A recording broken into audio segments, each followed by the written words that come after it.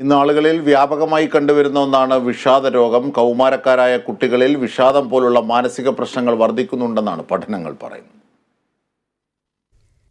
ഇപ്പോഴിതാ വിഷാദരോഗവും ശരീരതാപനിലയും തമ്മിലുള്ള ബന്ധത്തെക്കുറിച്ച് പ്രതിപാദിക്കുന്ന പുതിയ പഠനങ്ങൾ പുറത്തുവന്നിരിക്കുകയാണ്.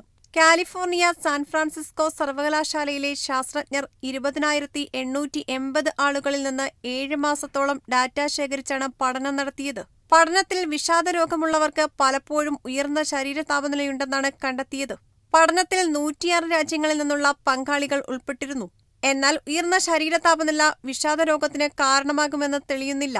എന്നാൽ ഇക്കാര്യത്തിൽ പഠനം നടത്തേണ്ടത് ആവശ്യമാണെന്ന് വിദഗ്ധർ നിർദ്ദേശിച്ചു. ഏകാന്തത പോലെയുള്ള വിഷാദ ലക്ഷണങ്ങളെ ഇല്ലാതാക്കാൻ ശരീരതാപനിലയിലെ വ്യതിയാനങ്ങൾക്ക് കഴിയുമെങ്കിൽ അത് ലോകമെമ്പാടുമുള്ള ദശലക്ഷക്കണക്കിന് ആളുകൾക്ക് ഗുണം ചെയ്യും. വിഷാദവും ശരീരതാപനിലയും തമ്മിലുള്ള ബന്ധത്തിന് നിരവധി കാരണങ്ങളുണ്ടാകാമെന്നും ഗവേഷകർ പറഞ്ഞു. ശരീരത്തിലെ അധിക ചൂട് അല്ലെങ്കിൽ തണുപ്പ് ശാരീരിക പ്രവർത്തനങ്ങളിൽ സൃഷ്ടിക്കുന്ന പ്രശ്നങ്ങളുമായി ബന്ധപ്പെട്ടിരിക്കാം. മാനസിക പിരിമുറുക്കം ശരീരതാപനിലയെയും വിഷാദലക്ഷണങ്ങളെയും ബാധിക്കുന്ന സാധാരണ കാരണങ്ങളാകാം. ആഗോള ജനസംഖ്യയുടെ ഏകദേശം 5% വിഷാദരോഗവുമായി ജീവിക്കുന്നവരാണ്.